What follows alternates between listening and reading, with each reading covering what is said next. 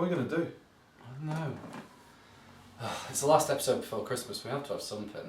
We've got to have some form of sketch, but Yeah, I just don't know what we're going to do for a sketch. I got nothing. You alright, boys? Oh, you're right. What's up? Just having a bit of trouble Yeah. What you got? trying to come up with a sketch for the Palantir. Well, I've got a bit of a present for you. Maybe that'll help. Where is it? In my pocket. What is it? I'll let you guess. Games! Oh, he does love games, doesn't he, Precious? Yes, he does. You must give us 3 guesses. Okay. Hansies. No. Knife. Oh, shut up. No. Wrong again. Last guess. String. Oh, nothing. 2 guesses, both wrong.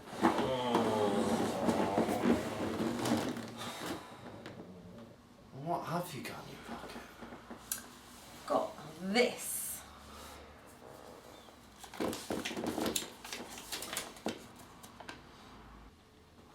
What is it, Precious? It's a sketch.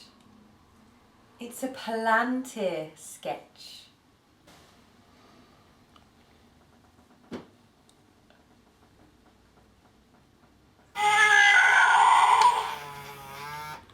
I think that's cause for celebration. Yeah. No, why not? Yeah. Yeah, cheers. Cheers. So, from all of us here at the Palantir, Have a very Merry Christmas. And a Happy New Year. cheers. Cheers, everybody.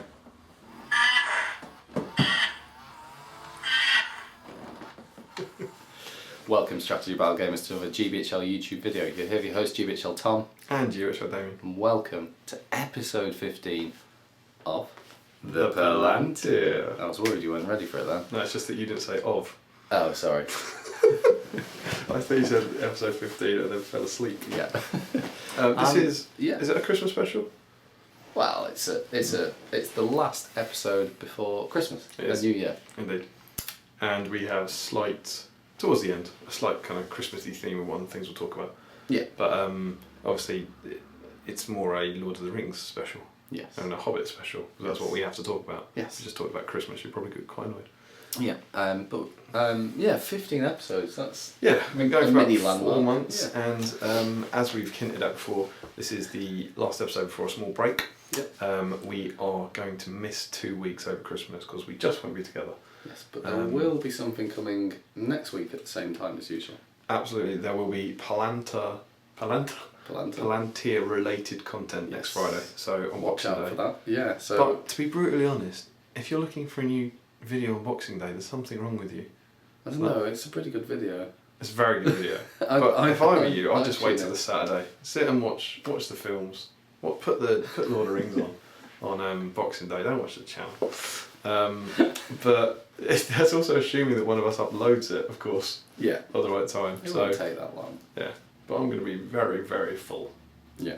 But yes, so we will be seeing you again, hopefully, fingers crossed, on the 9th of Yes. January, which will be, so we'll miss 2 weeks, but then I Yeah. think we'll be able to get back on track by then. Yeah, I think that's an acceptable break. Yeah, I'm sure you will understand. Yes.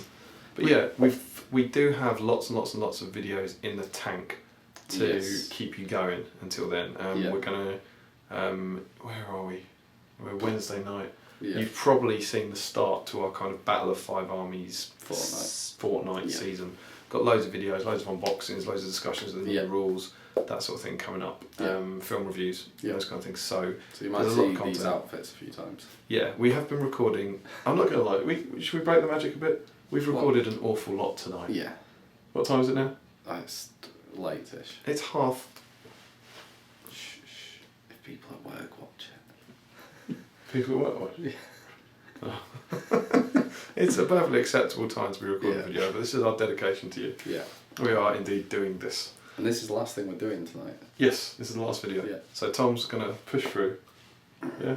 And not fall asleep. No. So as ever, These are our thoughts and opinions. Oh, I thought you were going to say. I was, but I've realised I need to do that. But they do not represent the views of the GBHL League or the GBHL YouTube channel. Especially if you're wearing 2 hats. It's because I'm too extreme. What do you call it if you wore 3 hats at the same time? Madness. Hat trick. Oh, dearie me. I just made that up. That was a live GBHL joke. Yeah. Do you like that? Yeah, it wasn't as good as the sketch joke, I hope. No, the sketch joke was strong, we hope. Yeah. That was a Tom Harrison sketch this week. But yes, so... Yeah, it's funny, it would be interesting to see if... Because most of them we do together, but if people could guess the flavour of them, whether it comes more from me as a starting point or more from you. Well, the funnier ones are me, aren't they? I was setting you up for that. I was setting you up. Yeah, they are. There's generally one of us comes with a concept. Yeah.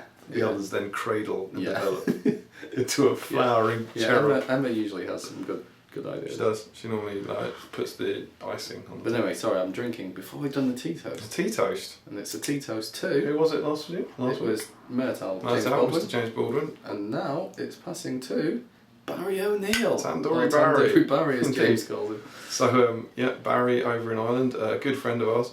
Yeah, lovely fella. And lovely fella. he played Lily at the tournament. It did. Lily had a really good game against him. Gave him her most sporting vote. Did he do the same back?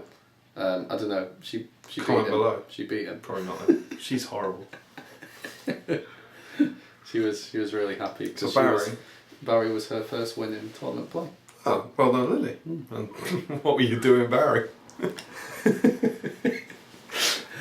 So Barry, you've got to cradle this tea toast. Yeah, until after. For 3 weeks. Yeah. Obviously, comment on this video below who you're passing on to. Yeah. And we will do our best to kind of sort through the various comments after 3 weeks and do everything. But you need remember, Barry, you've got to pass it on to someone. Yeah, because I guess we'll have to add the comments from the other video. Yeah, that's probably. come out. The other super secret surprise video, which we've told you about. Yeah. So anyway, there you go, Barry. So, mug review? congratulations. Mug review, of course. What have we got On a big mug. I need to get push through the Palantir. Cherries again, I think we've done cherries. Yeah.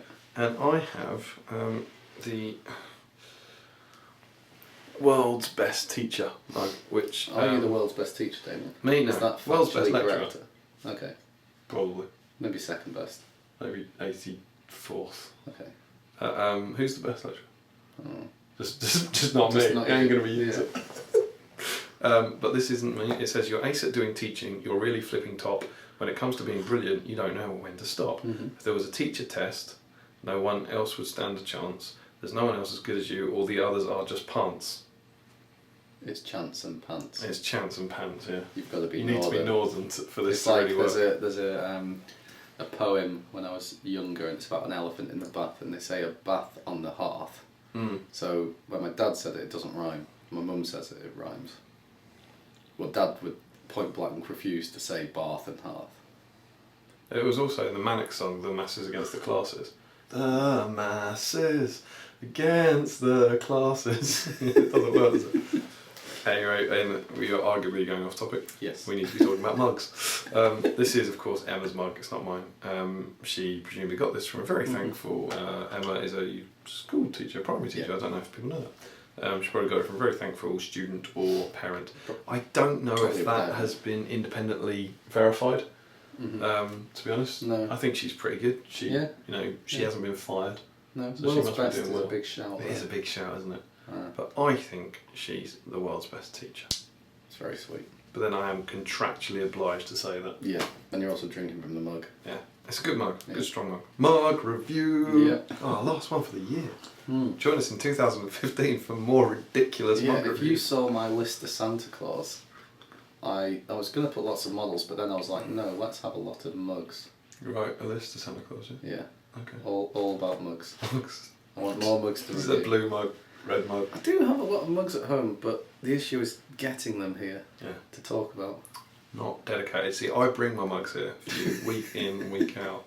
Tom won't do it. You won't go the same way. What did we talk about last week? We talked about the new rules. Oh yeah, because In kind of a high level. we'd seen them Yeah. briefly. We'd had a quick look. Expect some more in-depth videos looking in detail at something because we have it. We has it. Oh yeah, it's lovely. Yeah. Really like it. Yeah. Haven't given that a good read now. He says Chucked it on the floor.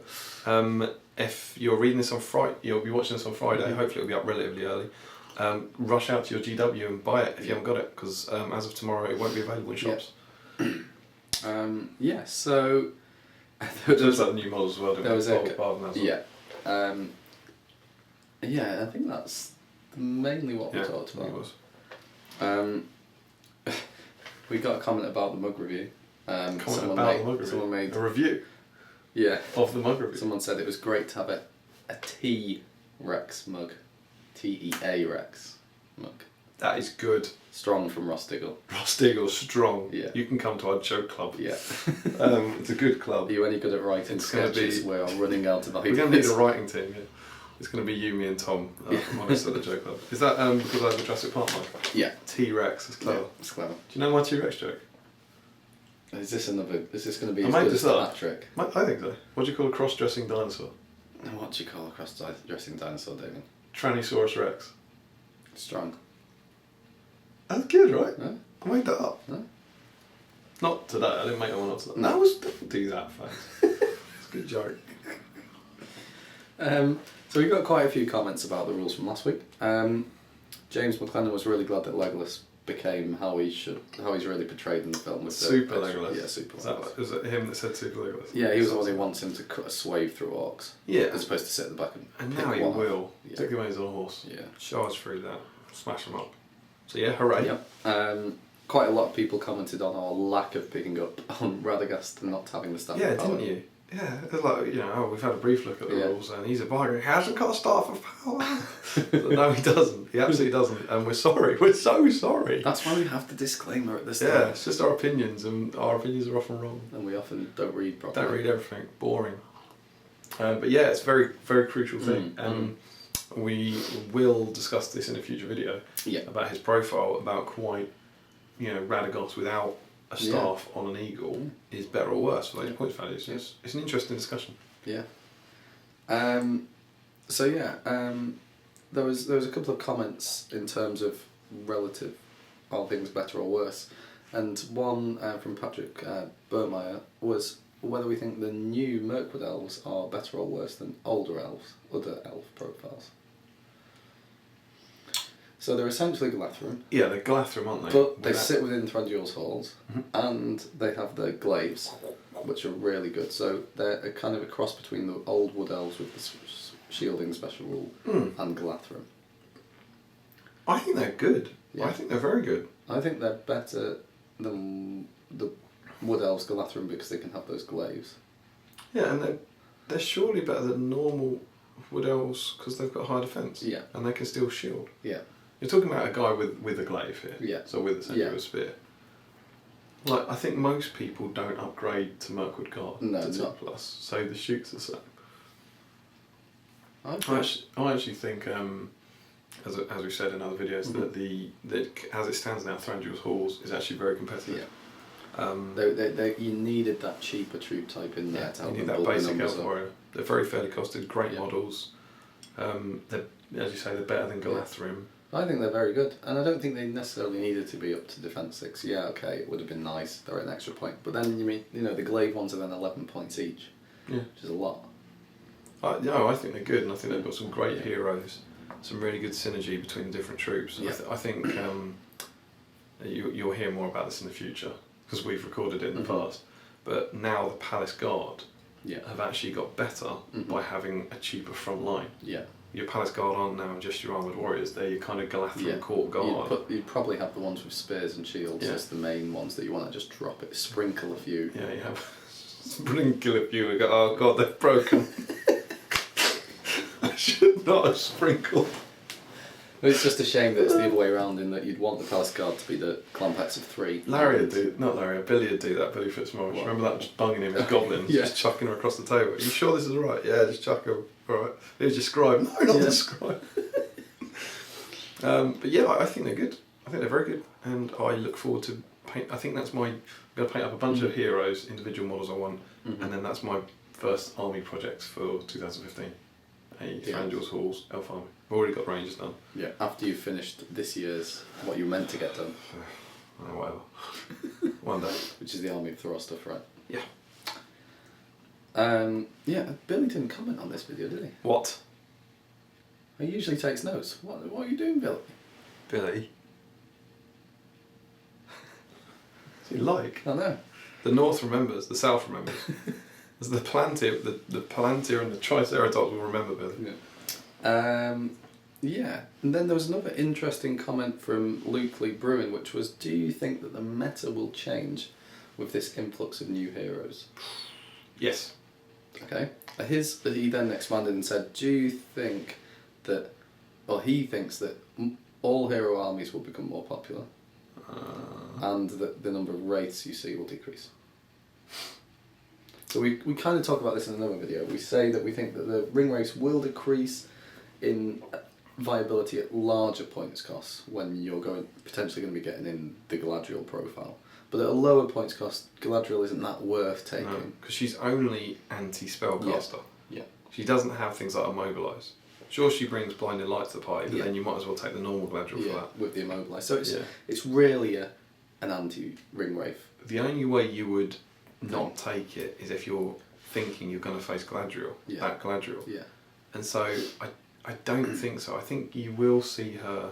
Yeah, and you can still resist that spell and use Fate on it. So I think she's actually going to be more effective against those armies just with the one Wraith than she will be against Felbeast armies. Yeah. The Felbeast armies, the one. Yeah, I still think it's worth bringing the Felbeast. Yeah, but I think the meta will change more because of the other elf heroes. I think you'll see a lot of Thranduil. Yeah. I think you'll see a lot of the new Legolas. Yeah. Just because they're cool. The dwarf heroes, I think, will appear a fair bit. That new Saruman might. Yeah. So you've got to think now that if you're going to be facing these elf heroes, how are you going to deal with them? And shooting Legolas is the best way to deal with him. Mm. Shooting Thranduil in combat is a good way to deal with him. Shooting him while he's in combat? Yeah, from an evil point of view. Oh, so, yeah, so yeah, I do think these profiles you're going to see a lot of in a way that you saw a fair few, but things like Bayorn and the Master and Lake Town Guard and Palace Guard and Rangers we didn't see too much of last year. I think, like, relatively. No, we saw Bayorn a few times. And they're all in there. We've seen a few Palace Guard, Mirkwood Ranger lists. Yeah, maybe. I think you've seen more of this year's stuff. Yeah.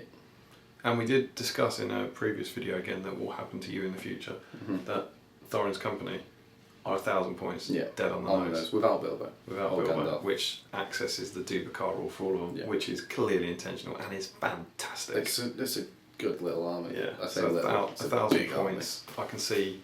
I'm not saying it's going to change the matter because it won't be that competitive.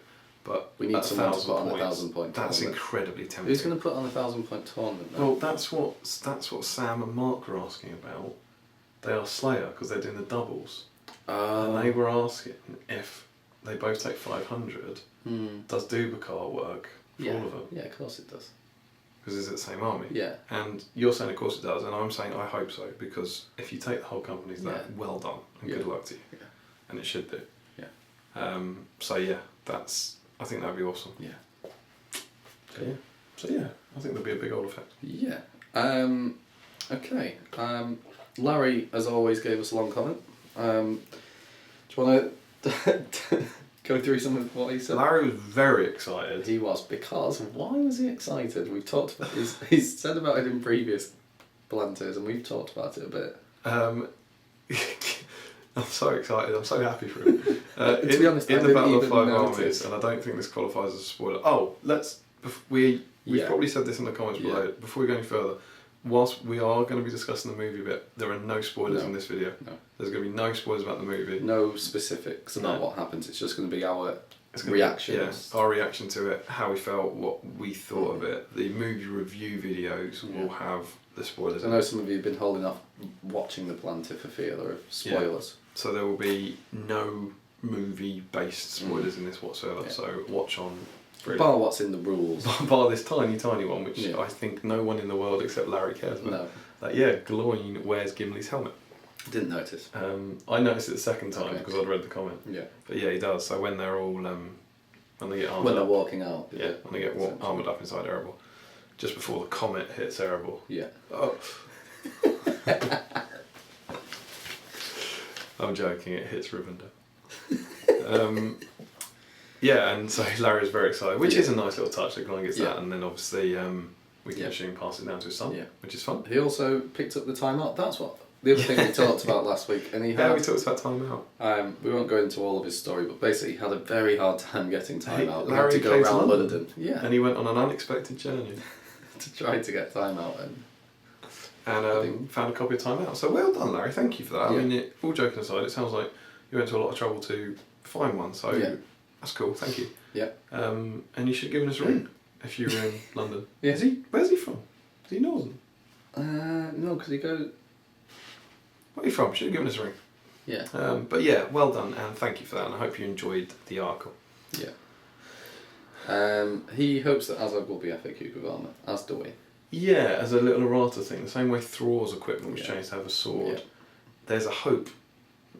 There never was much hope, just a fool's hope that maybe... Let's just nudge Simon. FGW, and they'll only do it if they're going to make a model. Mm-hmm. If they decide to do an Azog model with armour on, it will get a little errata where he can, for 5 points, have armour. And his idea to kill Smaug is to use Hurricane demolition teams. Wasn't it Sharky or something to immobilise him? Then send a load of demolition teams would blow him up. Everyone was D6 wounds or something. I don't know, I haven't actually looked at the rules, I don't know the viability of it, but maybe. Just get berserkers to run on it. It's very typically Larry, isn't it? Yes. Blow him up, it's good, I like it. Yeah. And then lose every other game. I think that's a really strong army, isn't it? Demolition team. I did wonder that a while back, like, are they, just charging in something?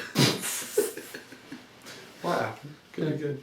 So yeah, cheers for that, Larry. And the final comment we have is not really what they said, but someone's appeared in the comments. Someone's alive. Is it Johnny 5? No. It's Chocho Master. Chocho Master. And I don't know if we can do a Chocho Master. I think Emma's asleep, and it's also really a speak friend question thing. Yeah, it's their thing. Is that I'm not. I don't think the twain should meet, but Chocho Master, as we say in the south, he's alive. Yeah. Which of course he's alive. Why would people immediately jump to him? He was just busy and didn't ask any questions on speak friend question. He's not dead. Did you ever have that at school? If a teacher ever left, what happened to Mr. Parker? He's dead. Is he? No, he's dead. And then you see him, which is not dead. They're never dead. Yeah. Well, welcome back, Chocho Master. Welcome. I think that's the first comment on the Palantir, isn't it? Yeah. So welcome. And you know what you have to do now you've commented on the Palantir, don't you? You have to make yourself a cup of tea. Watch the rest. There's no contractual obligations when you watch the Palantir. No. So yeah, it's good to have you with us, and glad you're back in the hobby. I think he said he was very busy. He was on speak friend questions. Yeah. So yes, well done there. Yeah. So thanks as always for your comments. Yeah. And we expect 3 times as many comments on this video because we've got 3 weeks off. Yeah. Okay, so we went to watch the film. We did go to see the film, and we should reiterate we are about to talk in a very Palantir kind of emotive way about our experiences a bit and what we thought, and we'll not be giving away any plot details. So we might discuss things that, if you've read the book, happen in a broad sense. Yeah. But there'll be no... If you've read the book, you won't get any more information from us about the film. Okay, so please watch on in safety. Yeah. So we went together for the first time. No, we saw it together last time. Saw but you didn't watch it for the first time with me. Yes, this is true. In attendance. Yeah. We thought it was very important for the show as well. I think now that we're doing this, that we went to see it together.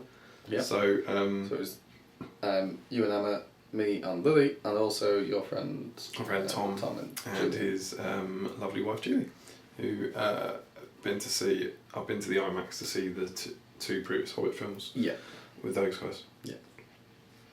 And you last year, of course. Yeah. And we're at the IMAX in Wardsley, which is the biggest screen in the country, so it's the best place to watch. It's also where we went on Saturday afternoon at the Friday morning showing, the 1 minute past midnight showing. Ian McKellen was there and introduced the film. Really? Yeah. Which was slightly For which cool. one? Oh, for 1 minute past midnight. It's the first showing of it at the IMAX. Ian McKellen was there. There's a video of it online of what he said and everything. So yes, that was very cool. I've seen Ian McKellen twice. I don't think I've seen it. And he did your graduation thing, didn't he? No, he did a talk at university and a talk at school because he's went to my old school, which is cool. As a student? So the drama centre's named after Ian McKellen. How you would, wouldn't you? Yep. So yeah, we went there, and I'm very keen to see it in the IMAX first. Yes. And it really annoyed me last year because I didn't get to, because they didn't email out about the tickets. Yeah. Saw an unexpected journey there for the first time, and got to see the Battle of 5 Armies for the first time. So how did you feel kind of going into it? What were your expectations? I was really looking forward to it. I generally shy away from trailers and things like that. This time, obviously, with the Palantir obligations, I'd looked a lot into that kind of thing. We talked about it a lot. So I was really excited about a lot of the bits that were going to come. Yeah. I didn't expect it to not be good, but I just wanted it there not to be two bits that really annoyed me or stuff like that, or them to change things that I didn't want changing. And Peter Jackson said about this one that it was the one who'd changed the most. Yeah. In a way, which, whether or not we agree with that, maybe we'll talk about later. But yeah. Yeah. And I think, I was really excited to watch it, but I was also a bit, it's a bit sad that this is the last time it's going to happen. I think this is a really important aspect of the whole thing, that I was so, 2001 to 2003, I was so kind of giddy about Lord of the Rings, and even when Return of the King played, even back then, when they hadn't agreed to anything, you didn't know, but that part of you was always like, they'll do the Hobbit. They're going to do the Hobbit. Yeah. And then for all the legal issues and all the money issues and all the directors, it was always chugged away. They were like, well, they're going to do the Hobbit.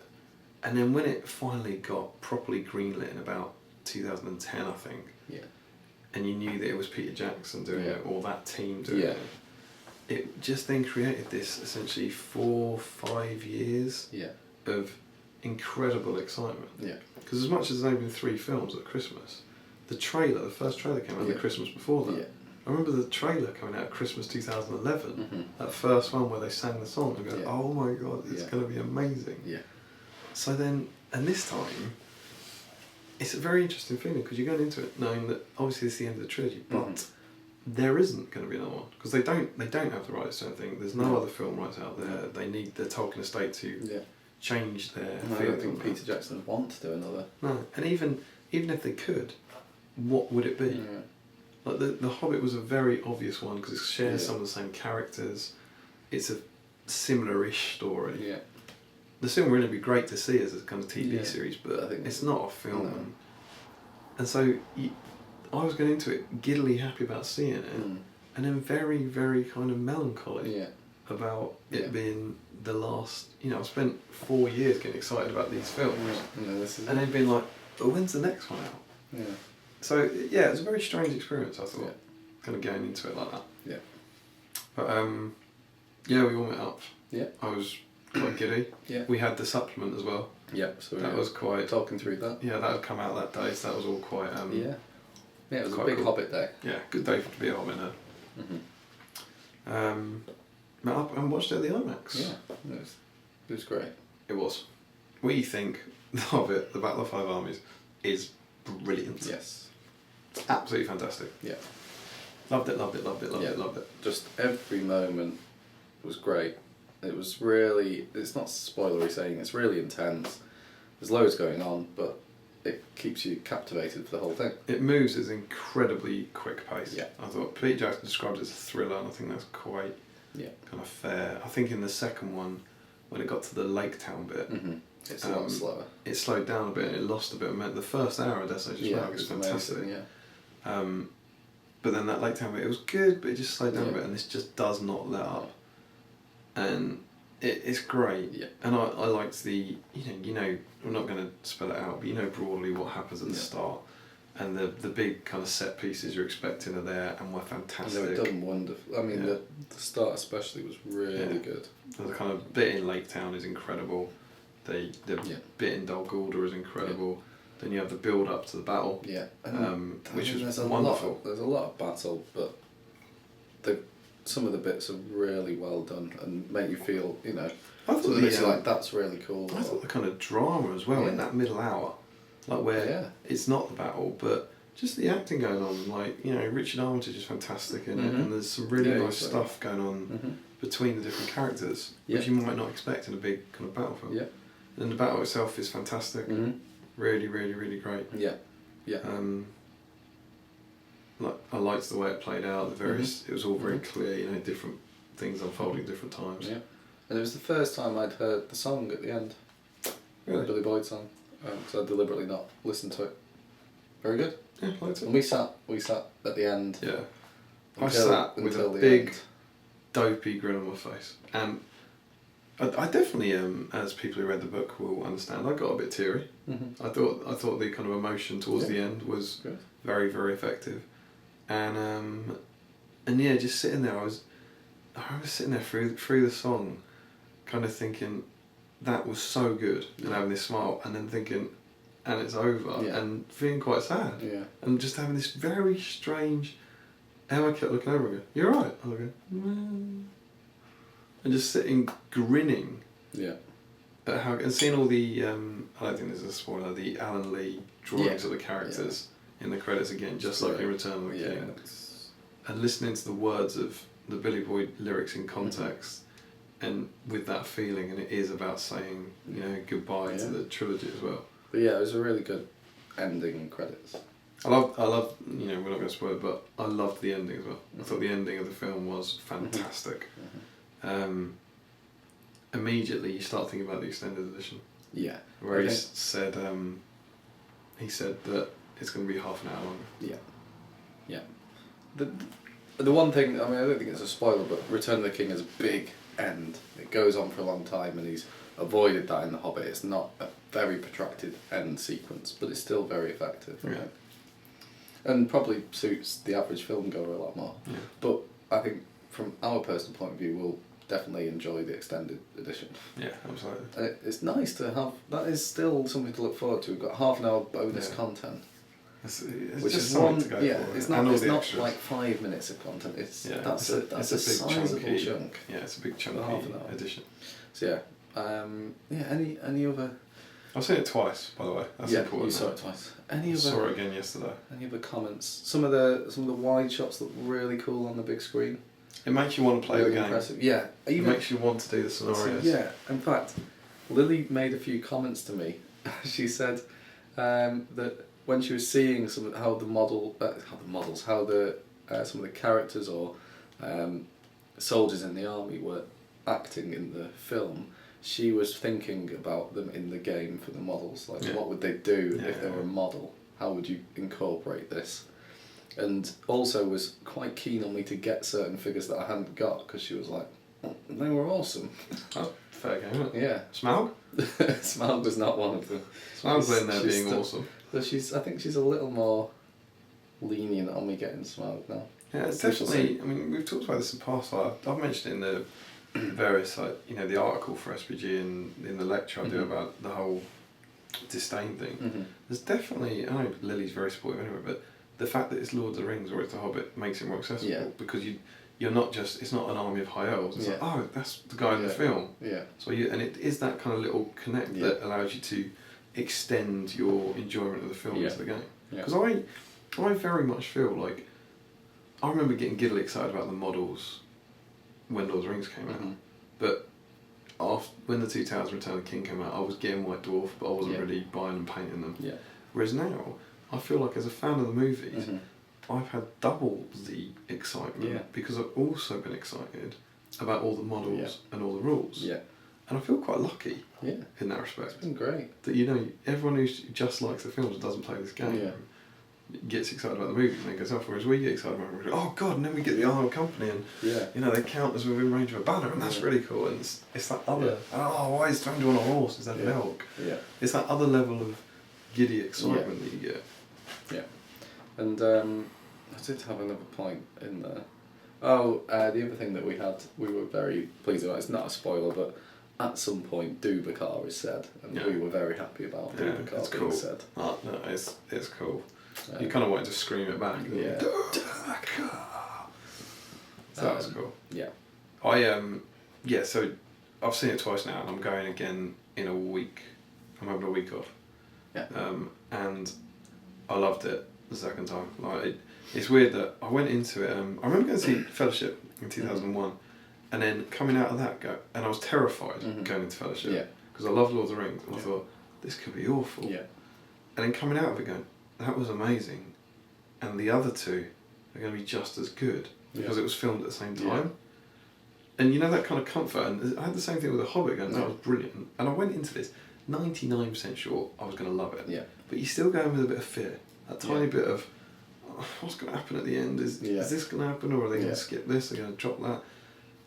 But then going into it after you've seen it the first time, and knowing that you already love it, that relief, you just get to let the whole thing kind of wash over. I've had that a lot more with the Harry Potter films, because Harry Potter, there are some times where I'm just like, why on earth did you change that or do that? And it annoyed me in the cinema for a little bit, because I'm like, why would you do that? But then when you watch it the second time, you've kind of accepted that that's happened, and then watch it for what it is. Completely off topic for a minute. I don't think we thanked on here. Is it the travesty of bacon? Travesty. The heresy of bacon, lad. Heresy of bacon, lad. We haven't said thank you. No, we were going to do it when we did the Tawny review vid, which we haven't done yet. Which we haven't done yet, that's why. So we can just throw it in now if you want to. Yeah, because you sang Harry Potter. Yes. Can we just chuck it in, because I think he deserves it. Yes. So, The Heresy of Bacon, lad. He came to the Stockport tournament, not to play, just rocked up for a couple of hours. Yes. And had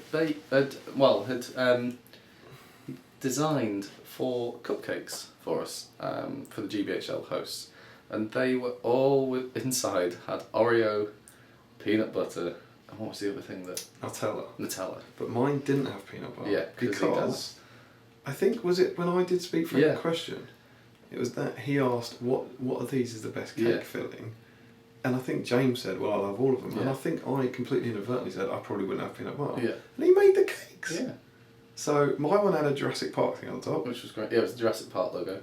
Your one had Harry Potter.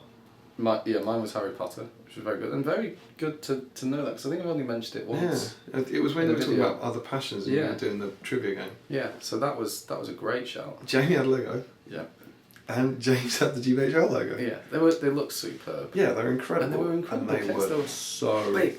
good. You think you fit in a full Oreo inside the middle of this cupcake. It wasn't broken up, it was full on Oreo. Oh, so, thank you. Massive thank you so much. If anyone else would like to bake us stuff, we would be more than willing to eat it. It was lovely to meet you, and incredibly nice gesture to do that and come down. Yeah, and we hope you come to more tournaments and play. Absolutely. Love to give you a game. So thank you very much. Yeah. That's our cutaway. So back to Harry Potter. You have problems with the Harry Potter films? Well, not major problems, but it's just I found that they graded a little more than the Lord of the Rings, where I was more accepting, because it's like you've got a huge story. You've got to change more. So you've got to change more, or the Haldir turning up at Helm's Deep. I was like, well, why not? Whereas in Harry Potter, when they do things, it was a bit more like, you've not got that much that. Why do you need to change that? Yeah. So it's funny looking back actually at experiences from the first Lord of the Rings, because at the time I was still very into Lord of the Rings back then, because my first experience with Lord of the Rings wasn't actually the book. I listened to the radio edition, which I love. With Ian Holm? With Ian Holm as Frodo. And John LeMessurier? Yeah, there's Bilbo.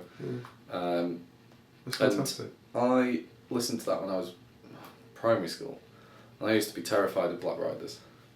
They used to scare me. There's one episode that ends with, in Bree, Black Riders. Yeah. I've seen them. And then the music. Yeah. It's just brilliant. The radio edition for The Lord of the Rings is fantastic. It's 13 episodes of about an hour each. Like the difficulty in a radio edition is trying to get the battles, and they the battles aren't epic like they are on the films on a movie screen, but that they're still pretty tense and very well done. I like how the ring race is just like posh English river. Yeah. You there?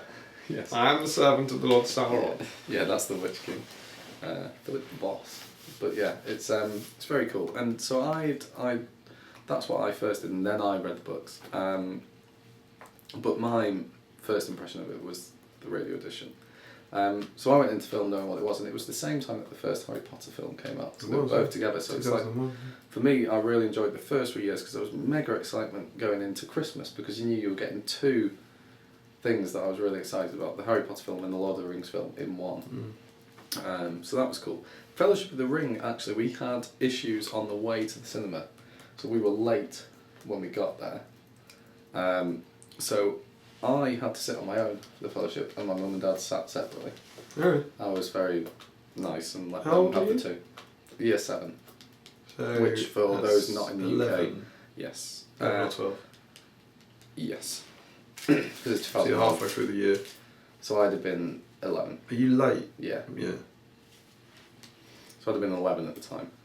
And I remember getting very, very annoyed with two girls who were sat in front who were kind of texting or whatever, and also laughed at Gollum. Texting in 2001. On the, the green screen Oh yeah. texting, 3210. like a Nokia type. And he laughed at Gollum. Yeah, when Gollum, In Fellowship. Yeah, when he appears in Moria very briefly with Oh, their yeah. eyes. I was like, shut up. Angry 11-year-old. Even then. But yeah. Even then you're intolerant. Yeah. But yeah, I absolutely loved the first film. It goes without saying. And The So- Fellowship's my favourite of the 6. You were 11 Yeah. when it came out. Yeah. So I was 19. You see what I'm saying? And I was working as a waitress in a cocktail bar. Well, I was working in a theatre. I was working on a pantomime. And I remember that we booked our tickets for opening night and saying to the guy I was going with, I went with Chris, Yeah. who some of you might have met at Doubles Tournament, and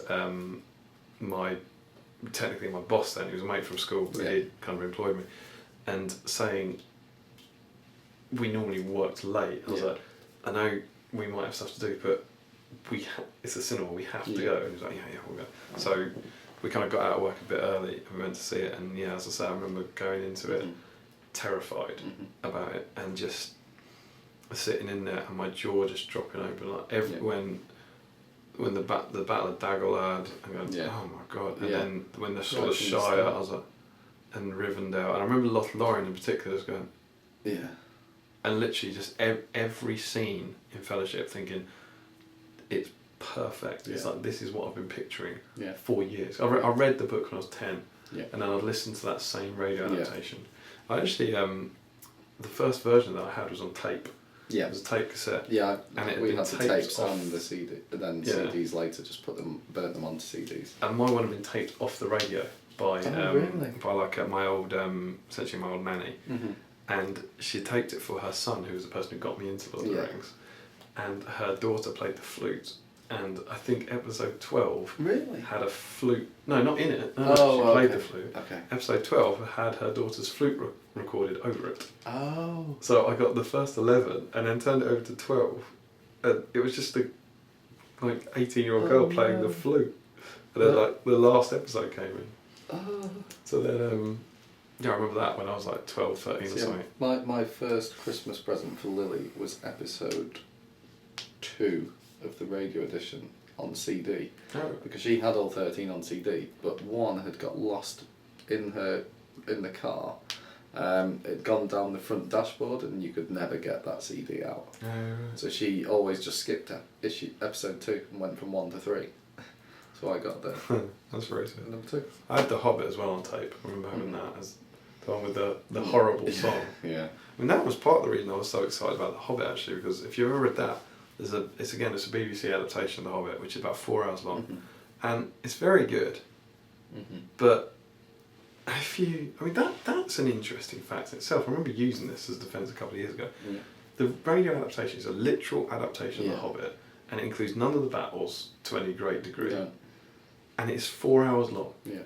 If you just discuss what's in the book with no embellishment, it's 4 hours long. It's not that much of a jump to make a trilogy that's 9 hours long when you have to show where Gandalf went and show the battles and all that. So I think, but the song, the Misty Mountains song, is horrendous. It's hilarious. If you go, you could probably YouTube it, like BBC adaptation. It's not far the Richard Armitage one. No, and it's this guy going, far over the misty mountains cold, to dungeons deep. It's that kind of thing. And then all the dwarves get their instruments out and they just start banging on them. And it's just like dong, dong, dong, dong, doo-doo-doo, and none of it's in the same key, and it sounds horrific. And I later found on some sort of trivia website they recorded the vocals before the instruments or something. So they recorded it backwards and just stuck them together, which is why none of it matches. And so all these years I've been listening to that for essentially the best part of 20 years. That was my impression of the song. And so in 2011, when I saw the trailer, I was like, this is amazing. yeah, because I was like, oh my god, that's a great song. That's an incredible song, and they've done such a good job of it. And that captured me with the same spirit that the Fellowship did back then, and got me so involved in it. But yeah, so Fellowship came out, I loved it, and then I went to see it 9 times at the cinema in 2001. Because it was out to, I think I was done. 9 is a lot of times. I actually saw it 4 times in Australia. I went to, it's a true story, I went to... Is it different in Australia? I was convinced it was. I was convinced there was one shot that was different. I was convinced that in Britain, Aragorn shut Boromir's eyes. And I came back to Britain and went, no, he doesn't. Oh, okay. Like when Boromir dies, spoiler. That one's alright, presumably. Yeah. But I don't know why they changed one shot for Australia, but they didn't. But yeah, I went travelling in the first half of 2001. This is where you got the White Dwarf, right? Yeah, it is, indeed. And the models were all out. It's also where I bought the Alan Hen box set. I was out there for 3 months, and it was out at the cinema, and there'd be certain nights where you were living around the corner from cinema. Yeah. And we were like, you know, you'd been drinking for 4 nights running. I was like, do you want to go see a film? I was like, yeah, what's on? Fellowship. And I think I saw it 3 or 4 times in Australia. And then I came back, and I remember thinking I was done around March. Yeah. And they put a trailer for the Two Towers at the end of Fellowship, which was awesome, just for like the last week or 2 of its cinematic release. Yeah. And it wasn't the trailers that were released in cinemas, it's a specific trailer that it's now on YouTube, but it was like 3 minutes long. It's fantastic, and it went, I'm glad, you know, I don't suppose we'll ever see that, I'm glad you're here with me, Sam. And they walked up into Mordor, it went black, and it went, this Christmas. Yeah. And then they played a trailer. So we went, it announced that in the paper, because that's how you used to find out when the cinema times were back then. Yeah. Look them up in the paper. And it said, there's a trailer. I was like, yeah, I'll go once more then. One more time. What? One more time. One last time. And yes, I saw that 9 times and just absolutely loved it. And that's then kind of fell in love with that. I generally will see things twice if it's very good. So not very often. I think it's mainly just Lord of the Rings that I'll see twice. Everything else is once. Yeah. Apart from for the final Star Wars, the new Star Wars. I'm not saying because it was excellent. It's because 10 minutes before the end there was a fire alarm in the cinema. Did you get money back to leave? Yeah, you got a free ticket to go and re-see it. Yeah. But then I had to watch the entire thing again just to see the final 10 minutes. For the transformation to Darth Vader, basically. No. Spoilers. But yeah, it is just Lord of the Rings. I don't do it a lot with cinema, but I think it's because at the time I was a student. I know you don't normally. I had a fair bit of time and a relative amount of money. Yeah. And you could get student price on tickets. And I saw a Fellowship 9, 2009, and Return of the King 7 at the cinema. And then The Hobbit. When The Hobbit came out, that was what was in my head. That was the benchmark. To what I should do. Yeah. And I think I saw Unexpected Journey 5 times at the cinema. And then I think I got to 6 with Destination Smell. Okay. What do you reckon for this one? I don't know. Because I'm actually, I'm going on holiday for a week this Christmas. That's all good Hobbit watching time. I've definitely got to 3. I've got 3 sorted. And I'm sure I'll see it again. I'll definitely get to 4. But I just feel like, what we're saying, there's not going to be another one. I'm not going to go and see a Middle-earth film in the cinema again. No. In this imagining of it. No. And so they'll probably re-release it at some point. Yeah. But, well, I mean, I've already topped up my other tallies. Yeah. I think I'm now on like 12 for Fellowship. I've been to like 2 all-nighters and all that sort of stuff. But, it's just that I want to make the most of it. It's the same reason you might buy Smaug, because it's like, yeah, it's another 10 quid, but I won't miss the 10 quid and I will get to go and experience it and have a great old time. And a lot of people completely disagree. A lot of people are like, I know a lot of people go, but you've seen it. I was like, yeah. But you get different things. Especially when you watch it the second time, you do pick up on more. You do. Because you you're looking watching it for little different details. reasons. I was rather than- definitely looking at different bits, and we obviously can't talk too much about it. The things that you asked me to look for and Yeah, I asked for- bits in the battle. There was just a specific background person. I just wanted to know what they looked like. But yeah, I don't know. It'd be interesting to hear if anyone else has gone to those kind of insane heights Yeah. of viewings with it. Now, when the Battle of Five Armies comes out on DVD, will you watch all 6 in a row in a day? We were actually chatting about this at work at lunch today, Mm-hmm. and obviously that's the temptation, isn't it? Yeah. You watch all 3 Hobbits and you watch all 3 Lord of the Rings. I think it'd be a horrible day. Yeah, you'd struggle. I struggled with the 3 extended editions of The Lord of the Rings to get. I've done it once. I've gone through all 3 in a day. So I think I've done that twice. That was tough. But I quite enjoyed it. It depends when you start it. This is what we're talking about. Yeah, Because I think we started it at noon, yeah, which then means you're awake, yeah, and you finish it at about 9 p.m. Oh no, it's about 11 p.m. Yeah. with Lord of the Rings. yeah, And we figured if you wanted to do them all, because it's 20 hours, isn't it? yeah. That's It's 11 hours that's and about 9. That's a lot of time. Is you start it at 9, Yeah, you go. 15, you're ending at 5 in You the have to morning. start at 6. Yeah. When you're going to be tired already. Yeah. Because the thing is, you'll end up hating Return of the King. You won't want it. Whereas what I thought. You won't want the Fellowship. You're right. Yeah. But I did an all-nighter at the IMAX for Yeah. Lord of the Rings. They do this about once a year. And so what happened was at 9 o'clock you go and you watch Fellowship, Mm-hmm. and then there's a half-hour break, and then you watch Two Towers, and there's a half an hour break, and you watch Return of the King. Yeah. And you watch Fellowship, that's fine. Yeah. About midnight. Yeah. Come out, you get free tea and coffee. Oh, wicked, get another beer. Brilliant. In you go, you watch Two Towers. And then you're watching Two Towers and you're getting a bit tired. You're sitting in the same cinema seat, you're on your second tub of popcorn, maybe a hot dog. You're starting to feel a bit grim. And then you come out of the cinema at 3 in the morning and they hand you this coffee which looks far less appealing than it did 3 hours ago. And then you realise you're about to go into the cinema to watch the longest Lord of the Rings film. Sounds dire. And that was quite tough. I just wouldn't bother. And I don't think I made it through Return of the King. But what we thought we could do is you do The Hobbit on one day, Yeah. and then you go to bed, and then The Lord of the Rings the next day. Yeah. Yeah. Over a weekend. That's still a lot of vegging out. I'll be alright with that. That'd be a cool weekend. Cool. Yeah. Depends on how you judge it. Yeah. I'd be up for that. Yeah. That'd be quite fun. I wouldn't want to do it in the cinema. You get all your mates over, you put loads of duvets down, Yeah. and everyone's seen the film, so you don't have to watch them in silence. You just have a kind of pleasant time with it. Yeah. But no, I can't see me doing all 6. Yeah. Mainly because I'm quite old and I would fall asleep. Yeah.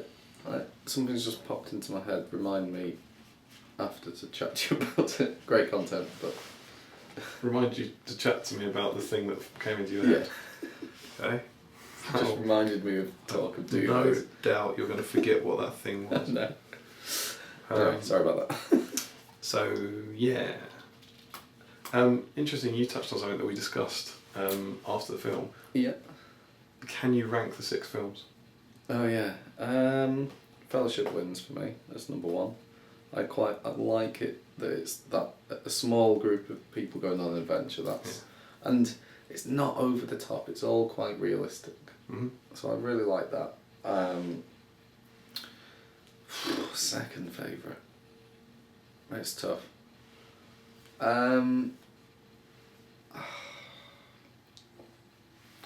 No, I think that my least favourite is Desolation of Smaug, purely for the Smaug chase at the end. Mm. So that gets pulled down. Unexpected Journey would be really high, apart from the ridiculous falling and Radagast. They're both frustrating. So I might go Fellowship, then Return of the King. And then probably Two Towers. I still think The Lord of the Rings are better than The Hobbit. Just because Radagast is a bit frustrating. So maybe I'd go Fellowship, Return of the King, Two Towers, and then probably Unexpected Journey. I've only seen Battle of the Five Armies once, so it's hard to rank it up or down. So yeah, something like that. But maybe, once you've got, I don't know, there's a lot of middle ground. Yeah. I think it's hard to know about Battle of Five Armies as well because it's so new. Yeah. And it's also, even any of the Hobbit ones have only been out a couple of years against the Lord of the Rings ones. Yeah, against and 10 they've got years. a lot more kind of, you've watched them a lot more, Yeah. you've got a lot more feeling with them. But if I had to take a pun, Yeah. I think I agree with your top and tail. I'd say Fellowship is the best. Yeah. Destination Maverick is the worst. And I'll qualify this by saying I love them all. Yeah. I think they're all great. Yeah, it's not saying it's bad when No. they're bottom. And then I think it probably for me goes Fellowship, Two Towers, An Unexpected Journey, Mm-hmm. Battle of Five Armies, Return of the King. So you have Return of the King a lot lower than me. As I think Battle of Five Armies, I found it very, very satisfying as an end to that trilogy. Mm-hmm. I found it every bit of it I thoroughly enjoyed. Mm-hmm. And I thought it ticked all the boxes that I wanted it to. Everything planned, most things planned out exactly how I wanted them to. Whereas in Return of the King, there's still, to this day, bits that rankle me. bits? I hate the way the Army of the Dead turn up.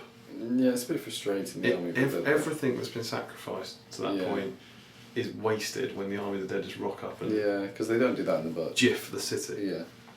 And the CGI at the Black Gate looks really ropey, I think. For which bit? When the cliffs collapse. Oh, right, yeah.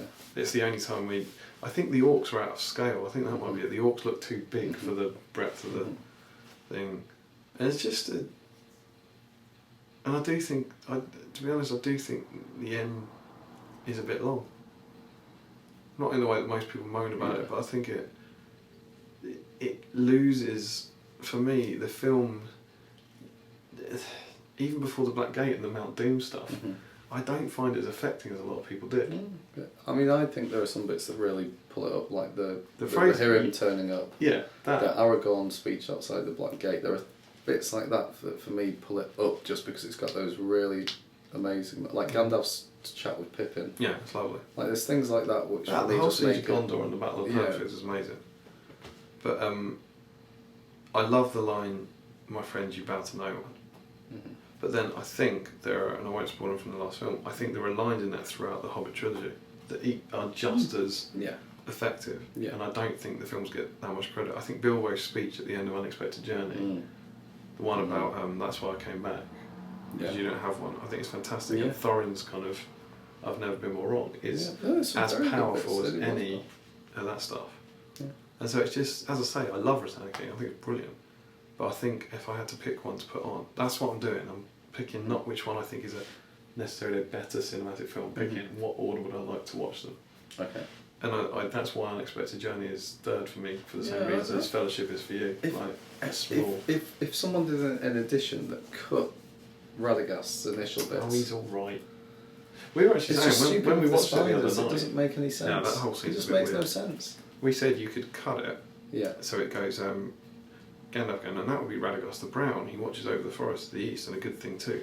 And then it cuts to him jumping on the sleigh, Yeah. going towards Dol Guldur, Yeah. and that's Radagast's introduction. Yeah. And then you And don't then the other need bit any could of be the chat. an extended scene. Yeah. Like, You you know, don't need any of that. and it just cuts with this wizard turning up at Dol Yeah. Guldur investigating. Why? I mean, why not? Why doesn't he just check out Dol Guldur? Yeah. He's a batty wizard. Sounds right up his street. So yeah, but I think though, I know, I imagine we'll get flamed in the comments for this because I know most people don't believe this, but I think the good bits of The Hobbit are as good as anything in Lord of the Rings, and I think overall there probably aren't quite as many, but I think they're not nearly as worse as most people make out. I think I've loved them. I've enjoyed them. My feeling between the two is, bar like Legolas on the Mimic, is that Lord of the Rings generally and the Army of the Dead generally, especially the first two anyway, are a bit more real in terms of the action. Yeah. Like, Yeah, they are. yes, Legolas does his skateboard thing, but somewhat you could get a stunt actor to do those things. Well, there was, he did go down it, Yeah. albeit on a pulley. Yeah, It like was a you real don't have to person get a doing it. CGI person to do it for you. Yeah. So that's one thing that, some of the falling and things like that in the Hobbit films are a bit frustrating because it's like you're taking away a bit of the realism. Because I think the thing with the Mimic is people were all right with it because it was he went on the top of a cave troll. Yeah. He jumped backwards onto a horse. Yeah. He slides down a shield. The culmination of that is he goes onto a Mimic. Yeah, and he kills does it. He Whereas does climb up and he's killing the things on top, and then he just shoots it in the head like it's not. that's the No way. The stuff he does on the Mimic is just as insane as anything he does in The Hobbit. But it was the Hobbit's culmination. more insane, I think. It's not. But the thing was that the Mimic was the culmination, whereas he almost starts from that point in The Hobbit and then just keeps on going. Yeah. Going up. But I found whereas I was a bit kind of do we need all this stuff from Legolas in the second one? In the third one, he does some crazy CGI stuff. Yeah. But I was rooting for Legolas. I was cheering along for him. He does some really cool stuff, and like he's good in it. I actually thought Orlando Bloom was very good in it. I thought his acting was great in the third one. So yeah, I liked all that stuff. So yeah, and ultimately, I think I've said this to you a bunch of times.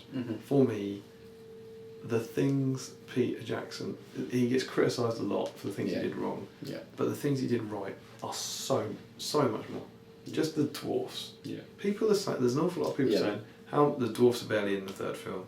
How many of the dwarfs get a line in the third film? And yeah, a lot of them don't, or they get one or two lines. Yeah. They get more lines than they get in the book. Yeah. There is let's look out. I think there's 3 dwarfs who don't speak in the book. Yeah, and some of them are just they're the 2 that light the fire. Yeah, Oin and Gloin. Phil and Killy, they're the young ones. They're the young ones. Bombers. If you even, I think most people wouldn't even tell you that Oin and Gloin light the fire. I think if you ask most people who read The Hobbit, they say Thorin's the leader. Yeah. Phil and Killy are the young ones. Bomber's the fat one, and Balin's the old one. Yeah. That's it. And then you try and actually find out anything about them. Bomber's the one who fell in the stream. Yeah. And they don't know anything about them. Yeah. Whereas now, you definitely get Dwalin and Bofa in addition to that. You get James Nesbitt. I think that you might get Norrie's the kind of Cockney one, and Ori's the really young one. And they have more development, and they are also better dwarfs. Yeah. They do more. They're heroic. They're not cowards, and like all those sort of things. And I think they're just not the Fellowship, but the Fellowship, it's easier to identify between the knight. But also the Fellowship. I mean, Peter Jackson had all sorts of story problems with The Hobbit. Think about it. Like, when Dane's introduced, think about that that is not how you tell your story. No. You don't have just Dane rock up and then become king at the end. Smaug, like. Big dragon, you don't have the dragon die it. Yeah. These things. The Hobbit it's hard has to a take lot the book. Of story it's hard problems. to take the book and make it rational. Yeah. With Gandalf leaving. Bard, who does what he does to Smaug, he's introduced 2 pages before he does it. It's like they had far more to do. Yeah. And then all those other dwarfs, go and find something in the Hobbit that those dwarfs do after they get to the mountain. Yeah. Well, they don't do anything apart from Thorin and Phil and Killy. Yeah. That he's being quite true to the book by not giving them lines. The stuff is done by Bard and Thranduil and Gandalf, and Beowulf. Yeah. But so for me, that I think most of the criticisms are unduly harsh on it. Yeah. Personally. And I think it's been a fantastic 3 years. Yeah. And I've enjoyed every minute of it. Yeah. So between Lord of the Rings and The Hobbit, who would you put Thorin against? Thorin or Aragorn, or Thorin or Boromir? Because they both go a bit wrong in a toss-up. Who do you prefer out of the characters? Thorin or Boromir? I think that's a fairer comparison. Who do I prefer in character? What, in the films? Yeah. I think I prefer Thorin because you got to know him more. Okay. Yeah, he was given more screen time. Yeah, I just love Sean Bean. Yeah, Boromir's fantastic. Question. But in terms of I thought Richard Armitage just played him incredibly well, and it's completely. He was another one, 3 years ago. I thought, he's far too young, and now it's like he's a perfect Thorin. Yeah, I think. Yeah, Alfred or Grima? Yeah, Grima. I think I agree with that. This is quite exciting. I'm just making them up on the spot. It's hard, but Tariel or Arwen? Tariel. She's amazing. Tariel wins all. Arwen does nothing, she just mopes around. Okay. Dwalin or Gimli? Dwalin. Dwalin? Yeah. Okay. Like film Dwalin. Yeah. Book Gimli, because in the book Dwalin does nothing. No. He's got a green hood. Dory's the strong one.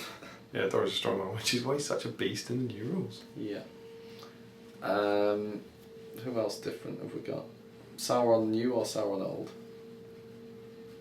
Do you mean Melkor or No, I mean the Eye of Sauron, yeah, the Prologue Sauron, or the Necromancer Sauron. the prologue Sauron, because the Necromancer Sauron is essentially just a firework. Yeah. Okay. Try and think of some other characters we can get in. Isildur or Thror and Thrain. Thror, Which one? Thror. Okay. Thror's cool. Yeah, with the Beard. It's good.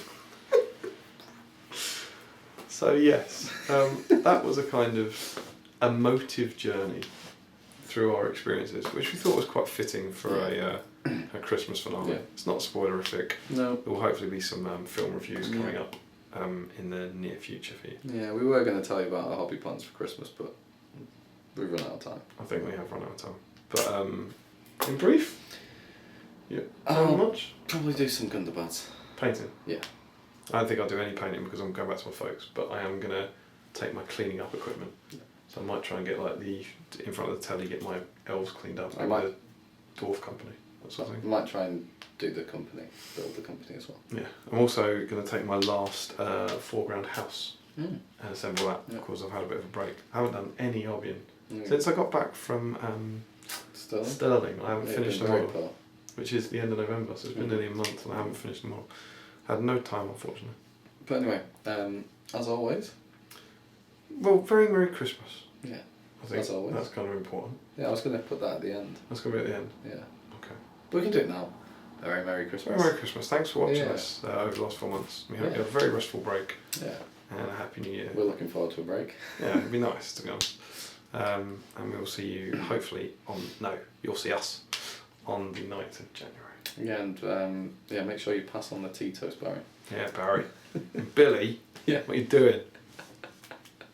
Anyway, as always, make sure you comment, like, share and subscribe. Follow us on Twitter and like us on Facebook. Support your hobby. And happy strategy battle game. And Merry Christmas. Merry Christmas.